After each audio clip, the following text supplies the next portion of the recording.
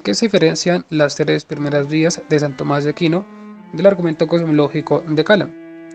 Muchas personas a veces parecen discurrir en la afirmación de que las vías tomistas no parecen ser nada más que versiones distintas del argumento Kalam, este argumento que propone el filósofo cristiano William Lane Craig para demostrar la existencia de Dios basándose en un inicio temporal del cosmos, del universo. Dicen, por ejemplo, que la segunda vía, siendo la más explícita en su uso de la causalidad eficiente, algo que igualmente utiliza la argumentación del Kalam, es sencillamente una versión diferente, aunque igual, de este argumento propuesto por Craig. Pero si vamos a los detalles de estos argumentos, en especial a los detalles del argumento de Santo Tomás de Aquino, a esos argumentos cosmológicos que él propone, nos daremos cuenta de que las diferencias son realmente notables y que no se podría decir de ninguna manera, bajo ese análisis exacto, que son argumentos idénticos. En especial sobre el argumento de la segunda vía. Este argumento propone un tipo de causalidad, la causalidad eficiente, mientras que el argumento cosmológico Kalam también. Por esto a veces llega a confundirse y muchos no logran captar las diferencias. El argumento Kalam entonces toma ese análisis, toma el elemento de la causalidad eficiente, que como bien sabemos proviene en especial de Aristóteles. Aristóteles distinguía entre 4 tipos de causalidad o 4 tipos de causas. La causalidad que es eficiente, aquello que permite la existencia de una cosa externamente, es decir, aquello que le da ser, que le da existencia a algo. La causalidad material, que es el constitutivo interno, el compuesto material de una cosa, de un ente. La causalidad formal, que es el principio determinante de la materia. Y la causalidad final, que es el objetivo o la direccionalidad que poseen las cosas hacia algo en específico, para hacer tal o cual cosa. Básicamente esa es la diferencia entre los tipos de causalidad. Causalidad material, causalidad eficiente, causalidad formal y causalidad final. Vemos que el argumento cosmológico Kalam toma en su análisis la causalidad eficiente. Ahora bien, la segunda vía de San Tomás de Aquino igualmente toma en su análisis para la demostración de la existencia de Dios el tipo de causalidad eficiente. Ahora bien, se preguntan muchos, ¿cuál es entonces la diferencia entre estos argumentos si ambos toman la causalidad eficiente que proviene de Aristóteles? Bueno, para explicar un poco las diferencias, primero hay que precisar qué es lo que entiende Santo Tomás de Aquino entonces por demostración, en contraposición o en contraste con los tipos de demostración que tiene en mente el filósofo cristiano William Lane Craig. Para Santo Tomás de Aquino, las demostraciones de la existencia de Dios nos dejan con una particular certeza, una certeza metafísica, mientras que para Craig, mientras que para el argumento cosmológico Kalam u otras versiones de los argumentos cosmológicos o en general para la existencia de Dios, las demostraciones nos llevan a la conclusión de una primera causa de la existencia de Dios simplemente con base a un tipo de probabilidad o plausibilidad. Entonces esa es principalmente una diferencia relevante que nos permitiría distinguir a estos argumentos, la segunda vía y el argumento cosmológico de Kalam. Para el Aquinate, entonces llegamos ciertamente a la conclusión de que existe una primera causa, una causalidad eficiente, por una certeza, el silogismo deductivo, ese silogismo que nos lleva a concluir a través de ciertas premisas en la existencia de Dios, posee premisas. Premisas que se infieren a partir de una inducción, a partir de cosas que deben ser comprendidas y pueden ser comprendidas por la mente humana de una manera precisa y exacta, y así son principios que pertenecen a la realidad en cuanto tal. Son principios estrictamente metafísicos, y así no podríamos dudar de ellos de ninguna manera. Por lo tanto, para Tomás de Aquino, la existencia de Dios se sustenta a partir de principios que son evidentes, que son notables, que son realmente ciertos, y que si, realmente son o constituyen premisas verdaderas, nos llevarían a la existencia de Dios o a la conclusión de la existencia de Dios, pues con una cierta certeza metafísica. Así, la certeza metafísica se fundaría precisamente en la evidencia de esos principios. Entonces, para Tomás de Aquino, Dios se demuestra a partir de ciertos principios metafísicos que son evidentes, que son notables, que son completamente demostrables. Y entonces recordemos que en lógica básica, todo argumento, todo razonamiento que posee una estructura lógicamente válida y cuyas premisas son ciertas, nos darían como resultado una conclusión que es innegable, una conclusión que es también absolutamente cierta. Esto es, si las premisas son ciertas y el argumento semánticamente o lógicamente válido, la conclusión también debería serlo. Si nosotros suponemos en este caso, siendo esto así, que la conclusión no es cierta, estaríamos razonando de forma ilegítima. Básicamente sería un razonamiento incorrecto, un non sequitur. No se seguiría de ninguna manera ese tipo de razonamiento.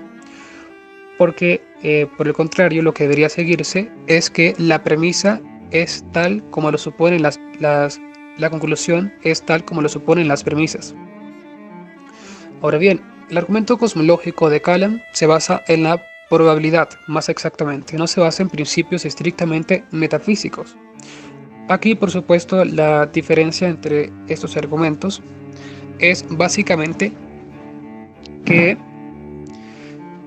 mientras que para Santo Tomás de Aquino, Dios se muestra a partir de ciertos principios metafísicos que son evidentes, que son indudables, el argumento cosmológico Kalam se basa en premisas que son más que todo probables, son plausibles. Por ejemplo, nos dice este argumento. Premisa 1. Todo lo que comienza a existir tiene una causa para su existencia. Premisa 2. El universo comenzó a existir. Conclusión. El universo tiene una causa. Luego, a partir de un polisilogismo, se infiere la naturaleza de esta primera causa. Por ejemplo, diciendo que esta causa tiene que ser atemporal porque creó el tiempo, aespacial porque creó el espacio, inmaterial porque creó la materia, personal porque el acto creativo presupone necesariamente una inteligencia creadora. En esto hay al menos dos posibilidades: que la primera causa del espacio-tiempo, del universo, de la realidad física, como quiera llamarse, sea una causa sin inteligencia, es decir, una causa simplemente que actúa automáticamente, sin ningún tipo de volición o reflexión, o bien que la causa sea una causa personal, un agente personal con volición, con reflexión, es decir, que haya decidido crear libremente el universo. Pues bien, no podemos suponer entonces, bajo el primer término, la primera opción, que esta primera causa debe ser así, porque entonces tendríamos un universo que es eterno. Pero por el contrario, tenemos un universo que ha comenzado a existir. La única explicación para esto es que la causa entonces sea personal. Esto es, si la causa no es personal, su efecto también es es tal como su naturaleza. Se seguiría, por tanto, una necesidad, un efecto que es necesario tanto como la acción u operación de este ente que ha causado. Pero esto no podría ser así, ya que tenemos, por supuesto, que el universo ha comenzado a existir en un tiempo determinado, digamos hace 13.700 millones de años, que es como sugiere el análisis científico actual acerca de el Big Bang, acerca de el inicio de la materia. Entonces, si la primera causa pues es una causa que no es personal, sino por el contrario una causa, un agente que bien pues es atemporal y material, y entonces que está fuera del espacio-tiempo, pues es simplemente un agente, una causa, un ser no personal, pues se seguiría que su efecto también debe darse. No hay razón para suponer que esta causa es no natural, es decir, que no ha decidido crear libremente el universo en un instante determinado, y que su efecto ha comenzado a existir en un instante determinado. Esto sería obviamente contradictorio. Así pues, toda gente que no obra por un fin, en los términos tomistas, toda gente que no obra por un fin o con conocimiento del fin, obra por necesidad de su propia naturaleza. Así se seguiría que si este agente que no es personal, que causa el universo, pues realmente tiene un efecto determinado, este efecto se seguiría con igual necesidad como la que posee su naturaleza, porque el fin no es un fin al que se tiende de forma deliberada, de forma reflexiva, de forma entonces autodeterminada. Así es como para William Lane Craig la primera causa tiene que ser necesariamente un agente personal. Pues bien, este es básicamente un análisis de la naturaleza de la primera causa, que podremos hacer en el argumento cosmológico de Kalam, para concluir que esta causa es Dios. Y obviamente, como esta causa es personal y posee ciertos atributos que solo podríamos adjudicar a Dios, al Dios monoteísta cristiano, pues esta primera causa tiene que ser una deidad. Y así es como el argumento concluiría en el polisilogismo que efectivamente Dios existe. Pero bien, este argumento se basa en la probabilidad. ¿Por qué? Porque no es un principio estrictamente metafísico que el universo haya comenzado a existir. El universo perfectamente, podría decirse, es eterno. Ahora bien, la razón por la que nosotros suponemos que no es eterno es porque, al menos en el análisis del argumento de Craig, es porque hay ciertas evidencias científicas que nos llevan a concluir que el tiempo habría tenido una causa, un inicio. Entonces, pues es básicamente un razonamiento probabilístico. Entonces, probablemente o plausiblemente llegamos a la premisa o a la veracidad de la premisa de que el universo tenía un comienzo absoluto en su existencia, que el espacio-tiempo ha comenzado a existir de forma plena, de forma absoluta. Ahora bien, por supuesto, podría decirse que también tenemos argumentos filosóficos en demostración del finitismo causal. No obstante, estos argumentos no son estrictamente principios metafísicos. Hay una diferencia entre dar argumentos a favor del finitismo causal, es decir, para la imposibilidad de un infinito actual, y un principio metafísico, estrictamente metafísico, como el principio de causalidad. Pues a partir del principio de causalidad o a partir de ciertas observaciones metafísicas que nosotros hacemos de la realidad, concluimos por tanto que es imposible una regresión infinita de causas hacia el pasado. Al menos esta es la propuesta del filósofo cristiano William Lane Craig y de otros defensores del argumento cosmológico de Kalam. Para Tomás de Aquino, la existencia de Dios se funda en principios que son estrictamente metafísicos. La metafísica, siguiendo Aristóteles, es el estudio de el ser en cuanto ser, o bien el del ente en cuanto ente. Esa es la definición que sostiene Santo Tomás de Aquino respecto de la metafísica. Así que incluso en esto difiere con el filósofo contemporáneo William Lane Craig, porque para Craig ciertamente la metafísica no se debe tomar exactamente en estos términos, ya que para Craig, por supuesto, la metafísica debe verse en otros sentidos. De hecho, él no es un filósofo realista escolástico. No sostiene un realismo, no sostiene una realidad respecto de, por ejemplo, las esencias, tal como lo sostendría Santo Tomás de Aquino.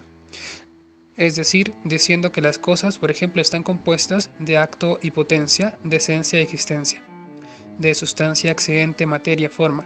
Y así con el análisis que nosotros hacemos de las cosas, de los entes naturales. Por supuesto, se entiende entonces que la metafísica, que la filosofía de Craig difiere en cierta medida, en cierto grado, de la metafísica de Santo Tomás de Aquino. Y esto va a dar como resultado, por consiguiente, que las demostraciones para la existencia de Dios, tomando estas filosofías, pues difieren entre sí. El argumento cosmológico Kalam, aunque no difiere estrictamente o directamente de las vías tomistas, sí es un argumento tomado en un sentido distinto. Se funda de cierta forma en principios que, por ejemplo, no sostendría Santo Tomás de Aquino para intentar demostrar la existencia de Dios. De hecho, para Tomás de Aquino, el comienzo absoluto del universo es indemostrable, simplemente es un artículo de fe, es filosóficamente indemostrable, porque para Aquino solo puede demostrarse una cosa a partir de un principio. Dice Tomás de Aquino, la demostración es aquello que es. Y así es como no se puede demostrar, por lo tanto, el comienzo absoluto del universo, de la realidad física. Esto solo podríamos saberlo con base a una revelación especial. Así esto sería simplemente un artículo de fe. Así los principios metafísicos son del ente en cuanto ente, del ser en cuanto ser. De tal manera que cuando llegamos a la existencia de Dios, efectivamente demostrándola en los argumentos tomistas, esto es, en las vías tomistas, llegamos a una conclusión, esto es, que Dios existe, o que la causa primera existe, partiendo de principios metafísicos del ente en cuanto ente, o del ser en cuanto ser. Pero en cambio, para el argumento cosmológico de Kalam, esto no es así, sino que se basa en probabilidad, en una cierta probabilidad. Entonces, probablemente o plausiblemente existe una causa primera, pero esto depende en gran medida de los descubrimientos científicos, de las teorías científicas, de las teorías cosmológicas respecto de la forma o estructura del universo, porque el universo sería tal que habría comenzado a existir, es decir, basándose en esas teorías cosmológicas. Y así es como Craig pues llega a la existencia de Dios, o intenta demostrar que Dios existe, basándose en la ciencia natural. Pero para Tomás de Aquino esto no debería ser así, en principio, porque, como se ha dicho, parte principalmente de principios estrictamente metafísicos. Esa sería una diferencia muy importante. Así, cuando decimos que el universo tuvo un inicio, en el argumento Kalam, no estamos diciendo que hay principios del ente en cuanto ente que nos llevan a suponer eso, sino que, dadas las evidencias científicas, llegamos a suponer que existe un comienzo, y así es como debemos postular una primera causa. Claro, por supuesto, la primera premisa que nos dice todo lo que comienza a existir tiene una causa, sí es un principio metafísico, pero no la segunda premisa, de que el universo ha comenzado a existir.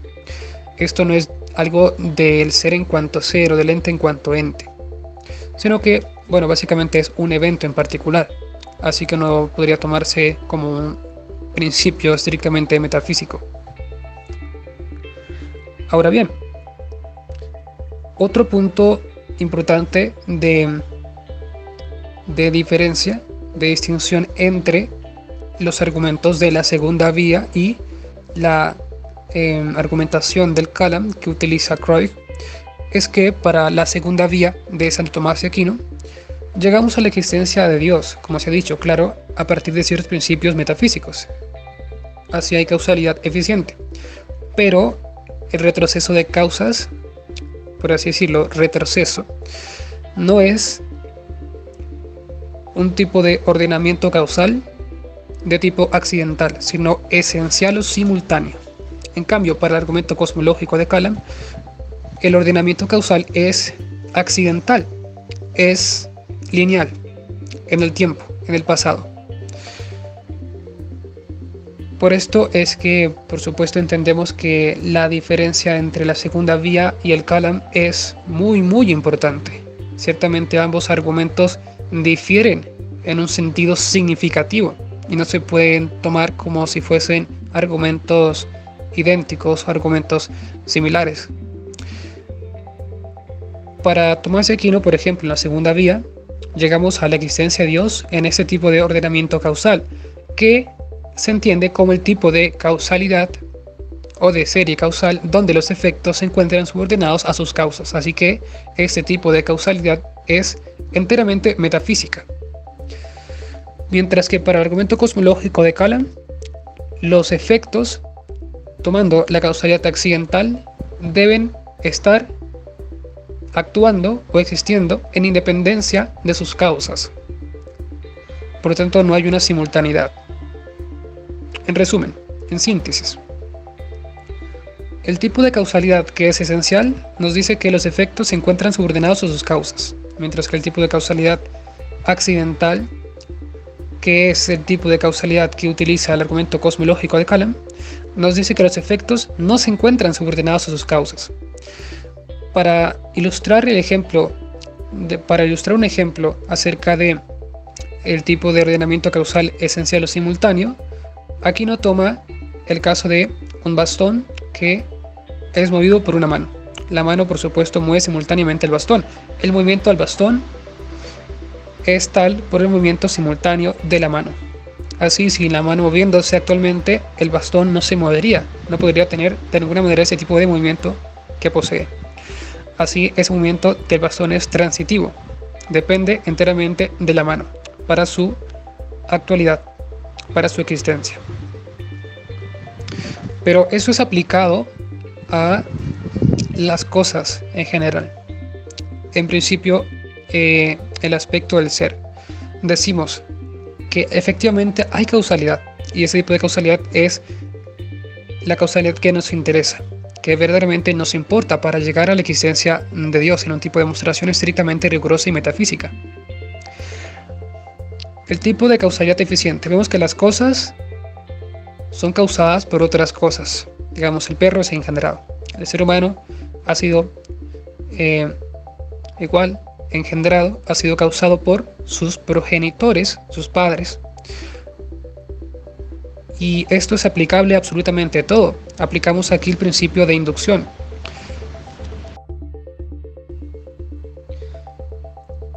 Ahora bien, vemos que en el mundo hay causalidad eficiente, y esto es extrapolable a absolutamente todo. Es decir, ciertamente hay causas eficientes para las cosas materiales o naturales, y este principio es universal, es extrapolable a todo, a toda la realidad, en cuanto material, en cuanto física o natural. Y así es como llegamos a la existencia de Dios como primera causa eficiente de las cosas. Lo natural, lo material, es ciertamente efecto de una causa eficiente superior. Esta causa eficiente debe tener ciertos atributos, como ser atemporal, inmaterial, eterna, personal, en fin.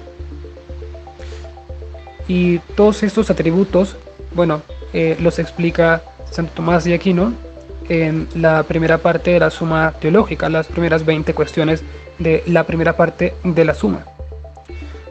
Así que aquí no se puede decir que para Tomás de Aquino la causa primera debe ser Dios y esta es una afirmación gratuita. No, para Tomás de Aquino ciertamente esto lo extraemos a partir de un análisis estrictamente riguroso de la naturaleza de esta primera causa, ya sea eficiente, ya sea como causa eficiente en la segunda vía, o como motor inmóvil en la primera, o como ser subsistente necesario en la tercera, o como un ser que es absolutamente pleno y perfecto en la cuarta, o respecto de la quinta, como un ser que es la inteligencia ordenadora de los fines particulares o singulares de las cosas naturales o materiales. Pero ese tipo de ordenamiento causal en la segunda vía es de tipo simultáneo, como se ha dicho. Volvemos al ejemplo del bastón. El bastón ciertamente no puede moverse por sí mismo, ese movimiento lo recibe de la mano. Asimismo, las cosas que vemos en la actualidad tienen ser, pero no un ser que es simplemente causado por la primera causa y que existe sin más en su independencia, sino que este ser ciertamente es transmitido y por lo tanto, como la causa primera está constantemente actuando para poder darle existencia a aquello que causa al efecto, el ser del efecto es simultáneo con la causa. El ser de las cosas naturales o materiales es un efecto que existe simultáneamente por el poder actual de su causa eficiente.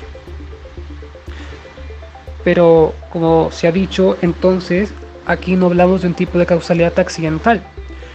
Lo que le importa a la segunda vía de San Tomás de Aquino es justamente el análisis del ser. Llegamos a Dios como primera causa del ser de las cosas, que sostienen actualmente el ser de aquello que causa, de sus efectos.